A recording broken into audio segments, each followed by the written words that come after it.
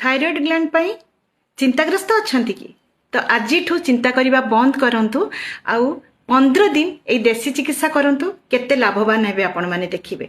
समान मात्रा रे कला गोलमरीच 2 रे पिपली 3 रे सुंठी एई तीनोटी जिनस को ना समान परिमाण नहीं कि आपण हेमदस्तारे हो बा ग्राइंडर रे हो पूरा फाइन पाउडर बनै नेबे तापरे ताको गोटे स्टेनर रे छाणी नेबे। छाणी नहीं सारला परे ना ताको गोटे डब्बा रे रखिबे आ प्रत्येक दिन बिछणार उठिबा परे मुह धोइबा आगरु मुह न धोई गोटे पिंच से पाउडर रो जिभ रे रखिबे। जिभ ऊपर आ ताको चूसी चूसी नेबे जेमति हमर सलाइवा ता संगे लागि कि भितर को जिवो।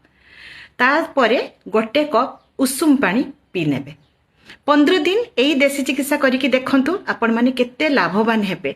कहीं ना आमे बाहरु जे मेडिसिन किनिकी खाई थाउ ना सारा जीवन आमे खाई थाउ किंतु किछि उपकार मिली न थाई। थरे एई ट्रीटमेंट करके देखंतु आ मते कमेंट रे जणांतु।